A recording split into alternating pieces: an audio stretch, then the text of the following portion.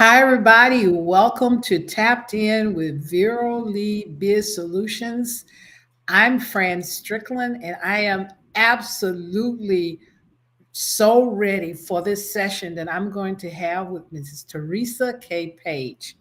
Now, leadership, there are no two ways about it. It defines everything around itself. And organizations can only be as good as their leaders are. Today, I welcome Miss Page. She is the owner of Teresa K. Page LLC. She's an author, she's a speaker, she's a coach and podcast host, and she is a dynamic and visionary woman. She is dedicated to transforming life and professional experience through the embodiment of love, which defines behavior and outcomes as the ultimate success factor. And ladies and gentlemen, I have spent time with Miss Teresa, as I lovingly call her, and she is so incredibly insightful and so easily entreated. I'm sure that you will enjoy her presentation today. I'm Fran Strickland, and I'm the chief consultant and founder of V. Chastain Global Enterprises LLC, which is the umbrella for Verily Biz Solutions. And we're coming together today as owners, founders, CXOs, and entrepreneurs to explore the personal and business strategies that create real breakthroughs and success. So, without further ado, we want to get started, but for purposes of making sure that we connect with you, and if you have any questions, feel free to use the chat box to leave those questions so that we can pick them up and get back with you with answers if we don't cover them today. Now, I hope you have your notepads ready to capture Teresa's golden nuggets, but also to capture those insights which will you can use to forge ahead boldly, not just saunter along, but in your own journey, but also those that you lead. So, Teresa, so nice to have you and welcome to our stream. So, as I said, I'm just so enthusiastic. So, why don't you do us a solid and just start out by telling us a little bit about you, what you do for leaders, as well as how you happen to come into this very special space. Absolutely. Well, Miss Fran, it's such an honor to be with you and your listening audience on today. And thank you for that wonderful opening introduction. I'm looking forward to our conversation. My name is Teresa Page. As you already mentioned, I have served the public education, higher education, as well as the federal government space for the past 20 years. And in 2021, after I came out of the education space, I wondered, is there a possibility to create a different career, a different space for myself, especially as an author? And so, because I had already published my very first book in 2015, so I was like, can we do this? Is there a room? Is there a lane? And so in 2021, it really did create that space for me to be able to do just that. So now I am stepping into year four, just really excited. And I am functioning as an author, as a speaker, as a coach, as well as a podcast host. And I am, as you mentioned, I am passionate about employing love as that ultimate success factor to renew women's leadership mindset with fresh fire and purpose. So the way that I do that is first and foremost with my book series that's titled My Journey to Wholeness, which is a progression of real life experiences I've had to really that has shaped me as far as in love and in leadership. And so that is that progression there. I also fulfill my mission with my Women's Leadership Conference that's titled Love the Success Factor. I also fulfill my mission with my new podcast that's called the Women's Leadership Mindset Series, in which you were one of my featured guests not too long ago. And in addition, I've recently added coaching to this space, and it's to help either individuals or groups to really be able to realize some of their unfulfilled goals and objectives. And of course, motivational speaking when I have the opportunity to really share the things that's really on my heart. So I have come into this space really just to demonstrate how love does empower women to lead, to create, and to generate wealth in the fullness of our purpose, our equality, and with our businesses. So that's just a little bit about me. I've already come 4 years. There's still much more work to do, but I am excited to move forward and excited about our conversation today. Well, I join you in that excitement. Thank you for just really expanding on what's available from from you and your heart and just your talent. I mean, in 4 years, you have been extremely busy. But just from my prior experience with you, what I've learned is that you have such a passion for the work that you're doing. And when you have that kind of passion, it is very difficult not to really just be productive and to see so many ways to serve others. So thank you so much. And folks, take note of that, because what you're hearing is that you are really getting a full, emboldened, and committed person when you tap into Teresa's expertise. So I want to change directions a little bit now on the conversation, and just kind of bring together uh, two sides of the same coin. So, as you know, my specialty has to do with working with owners and founders and CXOs in the game of profitability, which is, achieving consistent, sustainable profitability in a responsible way. And it can sound kind of one sided, because when you start talking about profits, it definitely sounds like we're only talking about money. But the reality is, when you're talking about profitability, it covers all aspects of the business, not just the money, because it's kind of like a domino.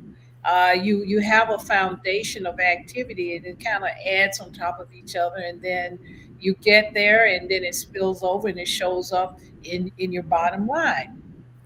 But sometimes leaders don't necessarily have kind of a holistic picture of it. They're like running the business, and leadership is over, like almost like a sideline.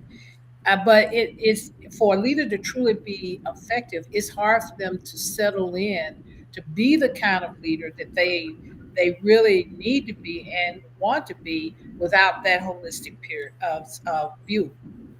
So I'd like for you to start out by sharing with us what symptoms should leaders be familiar with, so that they can diagnose the state of their businesses when it comes to how the company of people, because the company is the people, not all the processes, right? That they can really see that their people, the culture is really moving towards one of success. What symptoms should they be looking for to say, hey, we're on target, or no, we're not? Well, absolutely, and that's a powerful question, Ms. Fran. And so, thank you so much for asking or giving me the opportunity to respond to that question. Right now I am an entrepreneur. Some would say a solopreneur, but eventually at some point I will have a company of people. There is no question about that. However, to respond appropriately to this particular question, I do have to lean back on to my years of experience, that over the course of my career, I've had the opportunity to lead teams, whether it's towards a particular mission of the business or a particular purpose. So I've had the opportunity to do that in the past. And so when it comes to ensuring that your company of people, or that the company of people that I had the pleasure of leading, to make sure that they were acting in concert to the mission of either the business or the project that we were working on, it was important that there was a couple of things that was already in place, or that there were at least set on the table. Number one was having that clear mission, expected outcomes, as well as a plan of execution. That is something that falls on the shoulders of the leadership or whoever is leading that particular charge. The next thing also is to make sure that your company and people are positioned to be successful, is making sure that you have the ability to execute that mission. So that could be time, the resources, the technology, the processes, or the procedures. The next thing is definitely, we're talking about company of people. So that also means making sure that you have the right talent. And right talent also means that they are educated appropriately, they have the experience.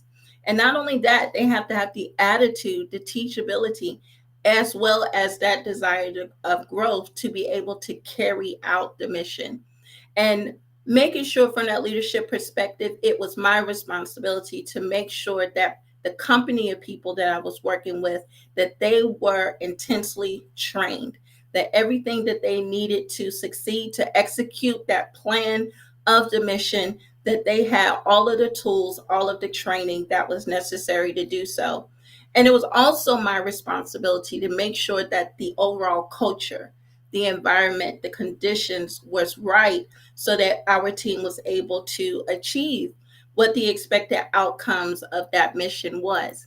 Now, Miss Francis, now my thing was, if in fact this company of people is not moving into the area of success, then it was my responsibility then was to find out the root cause. One of the challenges that I've seen in the past, and that leaders probably make, maybe not maliciously, but is guessing at what the root cause is, or trying to build on something else other, on top of the root cause, instead of just dealing with it. So, from a leadership perspective, or at least in my previous experiences, if I needed to investigate what is that root cause, why are we not being successful?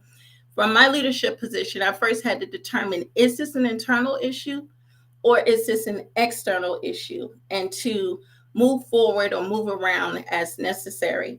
But if I find that it was an internal issue, I then had to check me first. Did I give my team everything that they were supposed to? So everything that I just mentioned in my previous list, did I do my part to make sure that everything was met so that my company and people were able to be successful? And if not, then I had to act with a certain urgency to make sure that I did fulfill my part from the leadership perspective. But if I did my part, Miss Francis, then I continued on with my investigation of the root cause, and I would go down that particular checklist. So I would say, from the talent perspective, it was important for me to then to communicate either with the team or a particular individual, so I could ask questions. And again, not assume. I needed to hear it from the horse's mouth. So I needed to ask questions. Do you need more training? Is there a lack of resources? What is the issue here?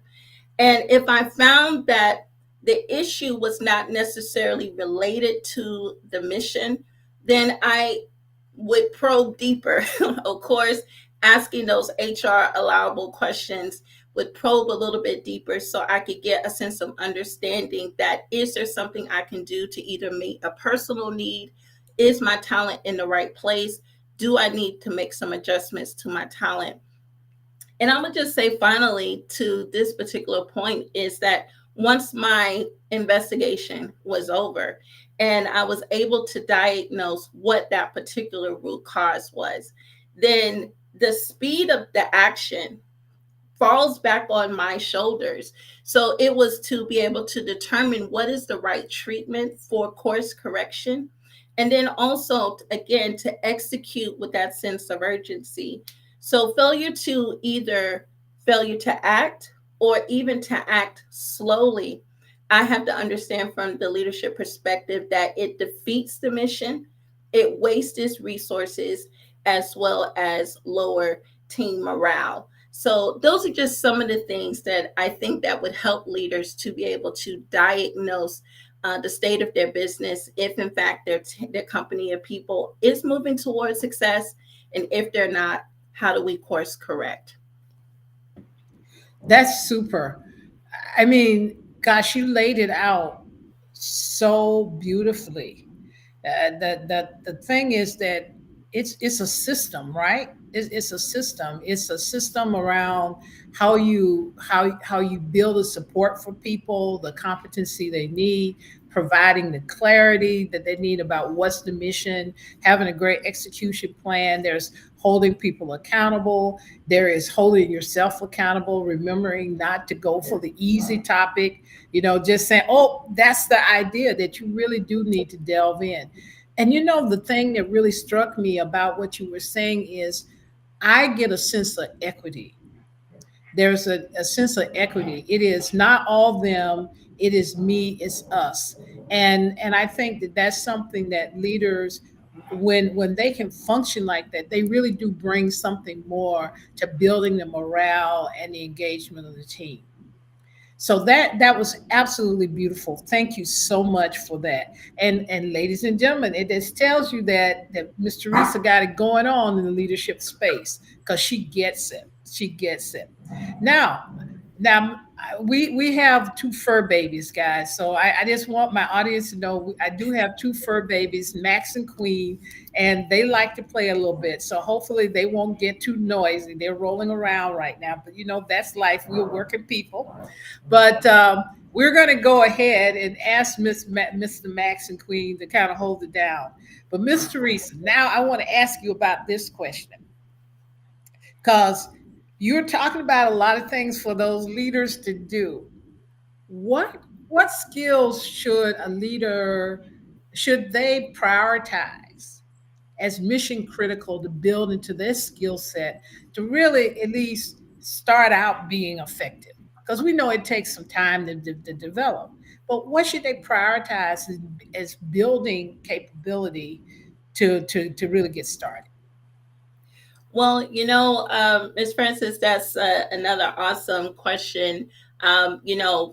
As I am thinking, and I think the way that I want to frame this, especially is in my immediate space as an entrepreneur and as I'm developing as a leader of my own organization, I'm finding that as an entrepreneur, first and foremost, I must understand that I came to this work already as a highly effective leader. So, and that's just based upon all of the years of my career experiences. So everything that I've learned, regardless of what the position or what the industry was, I am bringing to this experience to inform this entrepreneurship experience. But even with that, I have to understand that I have to remain willing to learn, to sharpen my leadership abilities in this particular space, because the muscles that I needed as an employee are not the muscles that you need for entrepreneurship. They are not the same, and they don't work the same. So the skill sets that I feel that are mission critical, especially as an entrepreneur, I'm finding that I should prioritize, or at least I've discovered within my last 4 years of business, and I know that there's much more territory to cover. What I've discovered thus far, what I need as far as a skill set is honest perception, and that is something that has become really important to me. So with that perception, I need to be able to perceive that I am remaining true to my mission and why I decided to start a business. I do find that as entrepreneurs, it's so easy for us to shift from one place to the next, trying to, I guess, make that first dollar and all of that. But what I'm finding is that I have to remain true to my mission and stay on my square. The other thing that I need to be honest about is being able to perceive that my merchandise is good, as it is, whether it's a good or a service or my message. I have to understand that this is great. This is awesome as it is, and that it does, and that is designed to bring relief to a particular people, a person, people, territory, or even a region. And the next thing that I need to be honest about, as far as my perception, is perceiving that if if I am or if I'm not in the place to reach my niche. And I find that those are really important. And I think that's for all entrepreneurs or even business owners who might be over a huge corporation, having those particular perceptions. And so, along with honest perception, I would say the other skill set that I need is my agility. So, as I mentioned, now that I understand, or that I know that my merchandise is good and that I am a solution to a people, I still have to remain agile until I find that sweet spot, as you would say, for that predictable profitability. So it would be disingenuous for me to say that I'm not still learning that. I haven't necessarily reached that premise just yet, but I'm in the work of it and I'm not too far off from it. So it's being able to remain agile. And also, as a new entrepreneur, as I mentioned, I must be careful to really just focus on adjusting operational strategies. So, whether it's my marketing, whether it's my positioning, or something like that, those are the things that I have to take care to adjust, but not change my message, not get off of my square. And so, and I would say finally, my the additional skill set that I need in this entrepreneur space right now is being able to fail forward and upward.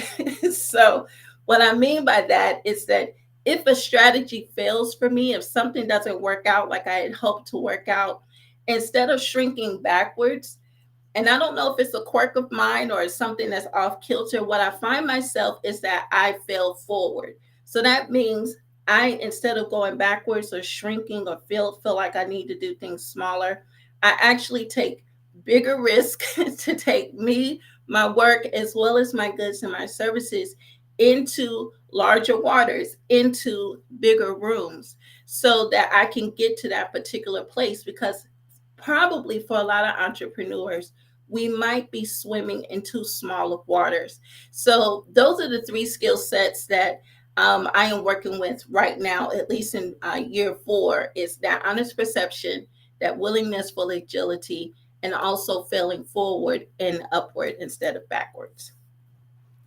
Wow. Wow. You- I love how you took that context of leadership and really shaped it, from that experience as being an entrepreneur. That just underscores the fact that when we start a business, that's central. But the reality is that we have to bring everything that we have to that game. Because even if, in this case, Miss Teresa told us at the beginning, she's a solo entrepreneur right now, but she knows she's going to build an organization. And while she's headed that direction, she's well on her way to doing that. She has this period of time where she is leading herself, and this is what we have to remember, is that we will go through phases. And at the very beginning is learning how to lead ourselves and the competencies, the capabilities that we need to have in place so that we can show up at that first stage of getting started and building the foundation that we need for long term success. Thank you, Ms. Teresa, for that. Now, we really are having a rich conversation, and I want to try to get everything in. But you mentioned something about 4 points: be convinced of your own greatness, employing love, replicating your leadership, and setting up a leadership development program as being kind of the essential aspects of leadership. Now, I know that you can't get as deep as you want, but could you give me a couple words about that? what that means, and how does, how can people take that forward as maybe personal goals? Absolutely, absolutely. So, to start with that first point, as far as being convinced of your own greatness, one of the things that I have learned, mainly in my career, especially in the last couple of years, I've been really exposed to a lot of leaders, whether it's been in networking or even with work. And what I have often found, or what I find surprising, Ms. Francis, is that, you know, there is possible for leaders to do the actual function of being a leader. But then up here, they have a very low self value of themselves. So they find that it's very difficult to articulate their value. And that's what I have learned personally in my own leadership experiences, is that even though I was physically doing the work of a leader, I didn't have the mentality, or I did not adjust right off at the beginning, adjust my mentality or take on the statehood of being a leader. And so, and because of that, a lot of the outcomes of my work, as well as my leadership objectives, they were absolutely skewed, and it caused me to make a many mistakes as far as wasting resources, because I felt like I had something to prove to others when I didn't have it quite together myself. So what I am learning as an entrepreneur is that we are the personification of our business, whether it's its mission, division, or its core values. And our organizations can't be any more than what we are, nothing more or nothing less. So one of the things is that for me, I believe that as enterprisers, regardless of what our position or our industry is, that we must understand, or must come to an understanding, that before we can effectively serve the world with our goods and services, we must be convinced of our own greatness, and we must know that we are made for leadership. And so while I can't go all the way in, it's really important for us to understand, all of us leaders, men, women, and children alike, that we are built for leadership physically, with our senses, our bodies, the way our all of our genetic qualities, they work in tandem. We are built for leadership too, from the way that we perceive sound, taste, colors, endurance, as well as the way that our brain processes information, to how we perceive touch and even smell. All of these things inform us on how to be effective guardians, whether over the earth or even over our businesses. So it's first important to understand that we're built for leadership. And along with that, it's important that we take care of ourselves. So as leaders, to be just as effective and to keep our senses sharp, we need to make sure that we are giving ourselves the gift of self-care, so that can make sure that you're eating when you're supposed to eat, sleep when you're supposed to sleep, so on and so forth. So that's how we take care of our bodies, so that we're always positioned to lead. I would say, still in that same vein of being convinced of our own greatness, and understanding that we have the intelligence for leadership. We actually have three levels of intelligence. That is our knowledge, which is factual information, our understanding, which is the comprehension of that information, as well as wisdom, being able to take that knowledge and that understanding and utilizing it in a high level way, with a sense of enlightenment as well as with reason. So it's important that as we as leaders, that to protect, to regardless of what it is that we're building, whether we're building a business or a concept or whatever it is, that we give ourselves the gift of sweetness. And so that is so we can keep our minds positioned to be able to create new solutions or new inventions, so that we're able to serve the industries that we've been assigned to. And I would say, finally, in this being convinced of your own greatness, is understanding that we have the assignment of leadership. The human family does. So we have five levels of that, which is to have dominion, to be fruitful, to multiply, to subdue, as well as to replenish. This, we have these five levels of leadership. So when it comes to protecting our leadership, to understand that leadership is that outward expression of love. It's important that we understand that we are love personified. So we must give ourselves the gift of room so that we're able to stretch out in our divine authority. And so that's always making sure that we commune with ourselves so that we can understand what our giftings are, what our purpose is. If you need to take a self assessment so you can understand your leadership style, then tap into some of those things. And also knowing your domain of influence, whether it's business or finance or government or so forth. So that is what kind of falls into that space of being convinced of your own greatness. And some of the benefits of that is being able to make better and informed decisions as a leader and for your organization. So, as I move on to the next point, because I know that our time is winding up, it's important for us to, as leaders, to also to employ love as a skill set. We must understand that love is the most powerful, is the most diverse and high performing resource that is available to the human family. And we also have to understand that love actually has KSAs, and that's knowledge, skills, and ability. So we can understand that love is all powerful, it's all present, it's all knowing, it's a creator of all, it's all creative, as well as all benevolent. Then we as leaders have to learn how to open up love beyond that emotion and be able to skillfully translate love into our business models and into our organizational frameworks. So an example of how would you do that tangibly is to keep in mind that love has the ability to believe all things. And I am faith based in nature, so I would come from the First Corinthians space. And one of those things is that love believes in all things. And so, in the business space, your set of ideals, which includes your vision, your mission, your values, and your overall goals, those are an expression of what your company imagines to be possible. So, it's important that to ensure industry buy in, that you're making sure that your culture, your talent, your actions, your goods, your services, your processes, your procedures, as well as your talent target market, it is in alignment with your beliefs.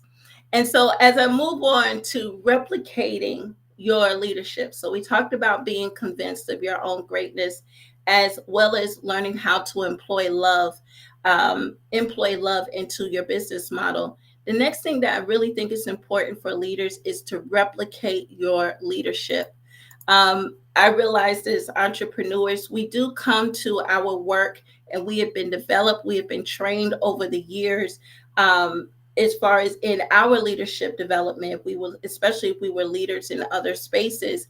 But I believe that we have come to a place, especially as entrepreneurs, that we've come to a place in life where our additional leadership is not additional development. It's not about learning more about our roles, but is being able to replicate and pour in everything that we know into others. So that could be either your immediate team or even with your surrounding community. So one of the ways of replicating your leadership is either with mentorship or doing speaking engagements or even doing some blogging and social media, or opening your doors to your organizations to invite the community in so they can observe and glean from your expertise. So, those are ways that you can replicate your leadership. And I would say, finally, as far as developing a leadership development program for your team, this is so important. One of the things that I have found that, especially as a leader, replicating myself into my team was very important because it allowed me to kind of stretch out and it turned my team into assets instead of just employees. So, establishing a culture of development so that your organization can stay positioned for continuous growth, it is necessary to invest it as well as to recruit and to retain your talent.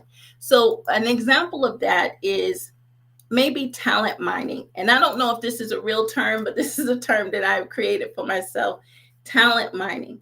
That's being able to take inventory of your team's natural gifts, their as well as their skill sets and their personalities beyond what they are being hired for or beyond what is required for the role that they're being hired for. This information, it can be captured during the hiring process, or it can be gathered through assessments. The benefit of this is being able to create opportunities so that your organization, again, can turn your employees into assets. It can also give some insight on how to utilize your team for cross functionality so that you're able to close any operational gaps without actually having to hire if there is a hiring freeze. And finally, it also gives teams the opportunity to stay engaged in a way to prevent boredom, as well as to prevent that feeling of monotony, which can lower morale as well as overall productivity. So I would just say, from my perspective, as far as from the work that I do, for leaders at this particular time in our culture, is that it's important for us to be convinced of our own greatness. It is important for us to, as many ways that you can employ love into your business structure, to do that for the growth and the preservation of your organization. Also, to replicate your leadership for this generation as well as for generations to come. And finally, to create a leadership development program so that you are able to turn your employees into a team of leaders as well as great assets.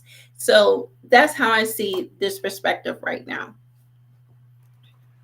Fan, I mean, I'm just blown away. Listen, this is a leadership course, one that we probably would spend 8 to 24 hours of training, 3 days that we have gotten in about 7 to 8 minutes. But folks, I couldn't cut it off because it was so incredibly rich. Thank you, Teresa. I mean, you just laid it out. It's profound how you talked about that. We really have to realize our greatness, and to say that we were made for it, that we were made for it, and we nurture that. We nurture that in how we take care of ourselves, how we think about ourselves, how we develop ourselves, and how that embodiment of love helps us to really radiate it out and touch people. And what is so wonderful, you talk about helping your employees, making your employees assets. And you do that not because you say, I'm going to make you an asset, and then, it is that investment, because it's really an awareness that that is the role, that's a calling that you do when you lead people. So thank you so much. I won't try to reteach it, because I can't. I mean, but I just want you to know how much I really appreciate how you just laid that out. And I certainly hope that those who are listening are really kind of taking some notes, because this really speaks to what it means to be a leader.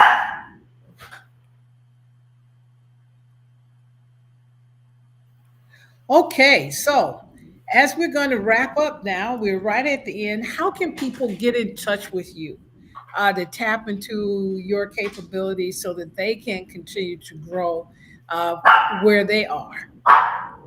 Absolutely. So everyone can contact me by visiting my website, which is teresakpage.squarespace.com.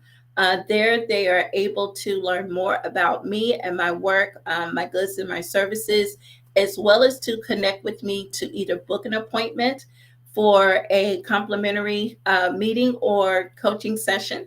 As well as to connect with me on social media, whether it's LinkedIn, YouTube, or Goodreads or Spotify. So, visiting my website is a great place to be able to do all of those things. Okay, so remember, folks, go to the website. You can reach her in so many ways, but please, if you can get to have a one on one with her, it really is a treat for you. I can guarantee you, you will not walk away from that conversation without value.